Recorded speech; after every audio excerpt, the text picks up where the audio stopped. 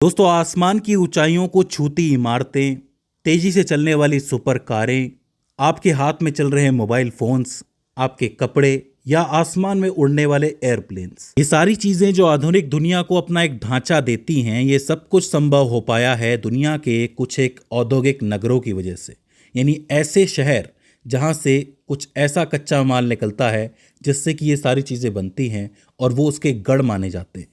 तो आज हम दुनिया के ऐसे ही 14 इंपॉर्टेंट औद्योगिक नगरों के बारे में जानने वाले हैं जहां पे लो इस्पात से लेके सिगार तक और मांस से लेके कांच तक हर चीज़ निकलती है।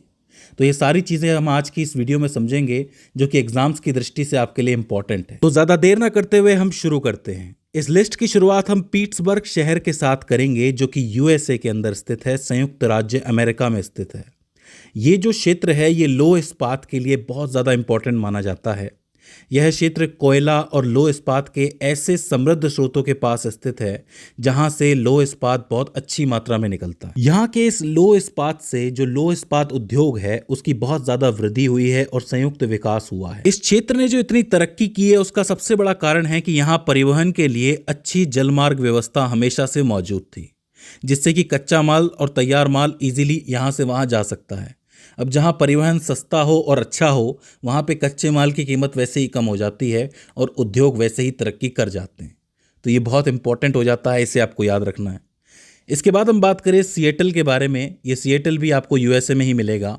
वायुयान निर्माण के लिए बहुत इंपॉर्टेंट इसे माना जाता है। बोइंग जैसी बड़ी विमान निर्माण कंपनियां यहाँ पे मौजूद हैं, उनका मुख्यालय यहाँ मौजूद है। इस उद्योग से संबंधित एक बड़ा पारिस्थितिक तंत्र इसी क्षेत्र में बना हुआ है। इस क्षेत्र की सबसे खास बात है यहाँ की कुशल श्रम शक्ति, यानी कि यहाँ पे श्रम इजीली मिल जाएगा और अच्छा श्रम मिलेगा। इसके अलावा तकनीकी विशेषज्ञता भी यहाँ पे आपको उपलब्ध हो जाएगी। यही कारण है कि इस क्षेत्र ने इतना ज़्यादा विकास कर लिया और दुनिया के विकास में एक महत्वपूर्ण भूमिका निभाई है। इसके बाद आता है ओसाका शहर जो कि जापान के अंदर स्थित है। सूती वस्त्र और लो इस्पात का गढ़ माना जाता है इसको। मैं आपको बता दूं कि ऐतिहासिक रूप से वस्त्र उत्पादन के लिए इसको एक प्रमुख केंद्र माना गया है। उसके बावजूद इसने आधुनिक उद्योगों को भी आकर्षित किया है। अब ये थोड़ा कम देखने को मिलता है क्योंकि इंडिया के अंदर भी ऐतिहासिक रूप से कपड़ा बनाया जाता रहा है, जिसको आप खादी का कपड़ा कहते हो। घर में ही लोग बनाते थे, लेकिन इसके बावजूद भारत के अंदर मैनचेस्टर का कपड़ा बहुत ज़्यादा बिका है क्योंकि भारत जो है वो आधुनिक उद्योगों को कभी अपनी तरफ आकर्षित नहीं कर पाया। ये पहले की बात हो रही है, आज की बात कुछ अलग है। आज आपको भारत के अंदर भी ऐसे गढ़ मिल जाएंगे, लेकिन ये एक अच्छा एग्जाम्पल है कि ऐतिहासिक रूप से जो पद्धतियां हैं उनका भी इस्तेमाल किया है ओसाका ने और साथ ही आधुनिक पद्धतियों का भी इस्तेमाल किया है। सबसे इम्पोर्टेंट है ओसाका के बंदरगाह की स्थिति, जो कि व्यापार और औद्योगिक विकास के लिए सबसे ज़्यादा इम्पोर्टेंट मानी जाती है क्योंकि इसने व्यापार को बहुत ज़्यादा सुगम बना दिया था। अब जाहिर सी बात है, जिसके पास समंदर है उसके पास सब कुछ है व्यापार की दृष्टि से, तो इसे आपको याद रखना है। इसके बाद बात करते हैं डेट्रॉयट के बारे में। डेट्रॉयट जो है वो भी यूएसए के अंदर मौजूद है। ऑटोमोबाइल क्षेत्र जो है, जो कारों का क्षेत्र है, वो इम्पोर्टेंट माना जाता है यहाँ पे।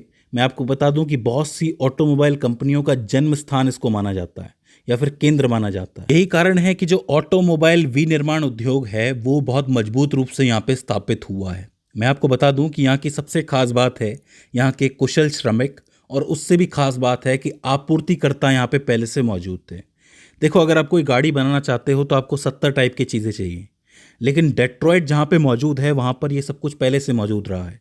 मतलब आपूर्ति को पूरी करने वाले बिजनेसमैन रहे हैं, कंपनियाँ रही हैं। यही कारण है कि डेट्रॉयट जो है वो ऑटोमोबाइल के अंदर बहुत तरक्की कर गया। तो इसे आपको याद रखना है। इसके बाद आता है मिलान। मिलान जो है वो इटली के अंदर मौजूद है। सिल्क वस्त्र उद्योग जो है वो मिलान के अंदर बहुत ज़्यादा फेमस है। देखो, जो इटली है वो फैशन और वस्त्र उद्योग का एक महत्वपूर्ण केंद्र रहा है, और जो सिल्क वस्त्र उत्पादन है वो इसकी एक विशेषता रही है, ऐतिहासिक विशेषता। इस बात को समझो कि जो इटली है वो आर्टिस्टों का देश माना जाता है। यहाँ पे आपको बढ़िया बढ़िया मूर्तियाँ देखने को मिल जाएंगी, बहुत से म्यूजिशियंस देखने को मिल जाएंगे, पोएट देखने को मिल जाएंगे जो ऐतिहासिक रूप से बहुत ज़्यादा फेमस हुए हैं। तो जो सिल्क वस्त्र उत्पादन है वो भी इसकी एक विशेषता रही है। उच्च गुणवत्ता वाले डिजाइन और कुशल कारीगरों की उपलब्धता ने इस उद्योग को बनाए रखा है। जैसा कि मैंने आपको बताया कि यहाँ पे आर्टिस्ट रहे हैं तो डिजाइन भी यहाँ का अच्छा रहा है और साथ ही कुशल कारीगर भी यहाँ मौजूद रहे हैं। इसी वजह से ये उद्योग यहाँ पे बस पाया है। तो ये मिलान आपको याद रखना है। इसके बाद हम चलते हैं नागोया। नागोया भी जापान के अंदर मौजूद है। जहाज निर्माण और सूती वस्त्र के लिए इसे भी इम्पोर्टेंट माना जाता है। एक तो ओसाका के अंदर सूती वस्त्र बनते हैं, एक नागोया के अंदर भी बनते हैं। इसके अलावा जहाज निर्माण यहाँ का प्रमुख माना जाता है। इसकी जो तटीय स्थिति है, इसने जहाज निर्माण उद्योग के विकास को बहुत ज़्यादा प्रभावित किया है, प्रोत्साहित किया है। ये तटीय स्थिति आप देख सकते हो। यह क्षेत्र वस्त्र उत्पादन का भी एक महत्वपूर्ण केंद्र रहा है, जिसमें सूती वस्त्र हमेशा से प्रमुख रहे हैं। तो इसे आपको याद रखना है। सूती वस्त्रों के लिए आप ओसाका और नागोया दोनों को याद रखना। जहाज निर्माण के लिए नागोया है और लौह इस्पात के लिए ओसाका है। तो आप इसको बांट सकते हो इस तरीके से। इसके बाद फिर हम चलते हैं वेनिस। वेनिस जो है वो भी इटली के अंदर मौजूद है और कांच उद्योग के लिए बहुत इंपॉर्टेंट माना जाता है। देखो, वेनिस के अंदर एक जगह है जिसका नाम है मुरानो द्वीप। मुरानो द्वीप जो है वो हमेशा से अपने अद्वितीय और उच्च गुणवत्ता वाले कांच उत्पादन के लिए बहुत फेमस है। यानी यहाँ जो कांच का उत्पादन किया जाता है वो बहुत ही अच्छा होता है और इससे जो चीज़ें बनती हैं वो बहुत ही खूबसूरत बनती हैं। यह शिल्प कौशल पीढ़ी दर पीढ़ी चला आ रहा है, यानी कि एक पीढ़ी से दूसरा पीढ़ी ये चला आ रहा है और इसने वेनिस को कांच उद्योग के लिए विश्व स्तर पर पहचान दिलाई है। तो ये एक इम्पॉर्टेंट कला हो जाती है। आपको ये बात जानना ज़रूरी है कि जो मुरानो द्वीप की कांच की कला है, इसको अमूर्त विरासत बनाया है यूनेस्को ने। जैसे कि आपको पता है अमूर्त विरासतें होती हैं, जैसे कि योग भारत के लिए एक अमूर्त विरासत है। जो कठपुतली कला है उसकी भी बात चल रही है, वैसे ही जो कांच की कला है इटली की, वो भी एक अमूर्त विरासत है। वेनिस के बाद हम चलते हैं कंसांस। ये कंसांस जो है वो यूएसए के अंदर मौजूद है और मांस उद्योग के लिए बहुत ही इंपॉर्टेंट माना जाता है। संयुक्त राज्य अमेरिका के मध्य पश्चिमी क्षेत्र में ये स्थित है, जहां पर पशुधन पालन होता है। उसके लिए एक प्रमुख क्षेत्र इसको माना जाता है, जहां पे मांस का प्रसंस्करण होता है। इसी वजह से वहाँ पे उद्योग का निर्माण भी हुआ है। इस जगह पे आपको अच्छा परिवहन मिल जाएगा, भंडारण सुविधाएं मिल जाएंगी, जो इस उद्योग के लिए बहुत महत्वपूर्ण मानी जाती है। जाहिर सी बात है, मांस जैसी चीज़ें अगर आप बाहर भेज रहे हो तो उसके लिए अच्छा परिवहन चाहिए। ऐसा नहीं हो कि आप देरी से पहुँचो, और अच्छी भंडारण क्षमता चाहिए। अगर ऐसा नहीं हुआ तो ये सड़ भी जाएगा, तो उद्योग नहीं बन पाएगा। तो अच्छा परिवहन और भंडारण दोनों ही इंपॉर्टेंट होता है मांस उद्योग के लिए। इसके बाद हम चलते हैं हवाना। हवाना जो है वो क्यूबा देश के अंदर मौजूद है और वहाँ पे कम्युनिस्ट सरकार है, आपको पता होगा। ये अपने सिगार के लिए बहुत ज़्यादा फेमस है। बात यह है कि क्यूबा अपनी उच्च गुणवत्ता वाली तंबाकू के लिए प्रसिद्ध है और हवाना सिगार उत्पादन का एक प्रमुख केंद्र है। जाहिर सी बात है, अच्छा तंबाकू है तो सिगार भी अच्छी ही बनेगी। सिगार बनाने की पारंपरिक कौशल और तंबाकू की विशिष्ट किस्में इस उद्योग को विशिष्ट बनाती हैं। अब आप तंबाकू उगा रहे हो अच्छी गुणवत्ता का, तो उसके किस्में भी उगाते होगे। साथ ही ये जो सिगार बनाने का कौशल है ये पारंपरिक है, तो इस वजह से यहाँ की सिगार बहुत अच्छी बनती है। इसके बाद चलते हैं ग्लासगो, जो कि यूनाइटेड किंगडम यूके के अंदर मौजूद है। ब्रिटिशर्स का नंबर आ गया है।